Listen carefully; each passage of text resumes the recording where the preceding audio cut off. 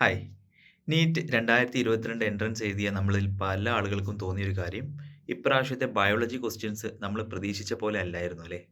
Comparatively കുറച്ചുകൂടെ tight ആയിട്ടുള്ള questions ആണ് ഇപ്രാവശ്യം ചോദിച്ചത്. ടൈറ്റ് ഇൻ ദ സെൻസ് കുറച്ചുകൂടെ സമയം നമ്മൾ യൂസ് ചെയ്യേണ്ട, അല്ലെങ്കിൽ സമയം എടുത്ത് വായിക്കേണ്ട തരത്തിലുള്ള അസേർഷൻ റീസണിംഗ് ആയിട്ടും, സ്റ്റേറ്റ്മെന്റ് വൈസ് ഒക്കെ ആയിട്ടുള്ള ക്വസ്റ്റ്യൻസ് ഉണ്ടായിരുന്നു.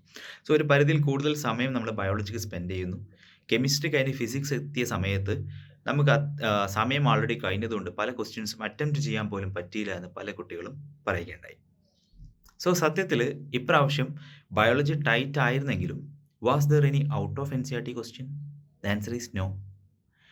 NCERTക്ക് പുറത്തുനിന്ന് ക്വസ്റ്റ്യൻസ് ഒന്നും വന്നിട്ടില്ല എന്നുള്ളതാണ് സ്ട്രൈക്കിംഗ് ആയിട്ടുള്ള ഒരു പോയിന്റ്. സോ 2023 എൻട്രൻസ് ഒക്കെ എഴുതാൻ പ്ലാൻ ചെയ്യുന്ന കുട്ടികൾ, നിങ്ങൾ ബയോളജിയൊക്കെ വായിക്കുന്ന സമയത്ത് ഈച്ച് ആൻഡ് എവറി ലൈൻ നമ്മൾ വായിക്കുന്ന സമയത്തും നമ്മളൊരു ക്വസ്റ്റ്യൻ മനസ്സിൽ ഫ്രെയിം ചെയ്തിട്ട് വേണം നമ്മൾ വായിക്കാൻ. ബയോളജിയിലെ each and every lines, each and every columns, diagrams എല്ലാ കാര്യങ്ങളും ഫെമിലിയർ ആക്കിയിട്ടായിരിക്കണം നമ്മൾ പോകേണ്ടത്.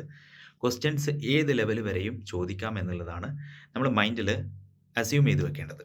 ലൈക്ക് നിങ്ങൾ ആലോചിക്കണം, നമ്മൾ ഈ നീറ്റ് എൻട്രൻസിലൂടെയാണ് നമ്മൾ കേരളത്തിൽ അതുപോലെ തന്നെ ഇന്ത്യയിലും ഉള്ള ടോപ്പ് മെഡിക്കൽ എൻട്രൻസിലോട്ട് പോലും അഡ്മിഷൻ വരുന്നത് ഈ ഒരൊറ്റ നീറ്റ് മെഡിക്കൽ എൻട്രൻസ് വഴിയാണ്. 18 ലക്ഷം ആളുകൾ എഴുതുന്ന ഒരു എക്സാമാണ് നീറ്റ് എൻട്രൻസ്.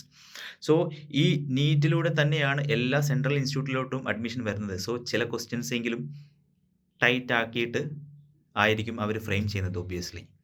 സോ ടൈറ്റ് ആക്കുക എന്ന് പറയുമ്പോൾ there is no outside NCERT question. Out of NCERT questions ഒന്നും തന്നെ ചോദിക്കാതെ ക്വസ്റ്റ്യൻസ് വേണമെങ്കിൽ ടൈറ്റ് ആകാം. ആ ലെവലിൽ നമ്മൾ എക്സ്പെക്റ്റ് ചെയ്തിട്ട് വേണം നമ്മൾ ഇനി അങ്ങോട്ടുള്ള നീറ്റ് മെഡിക്കൽ എൻട്രൻസ് പ്രിപ്പയർ ചെയ്യാൻ. So all the very best.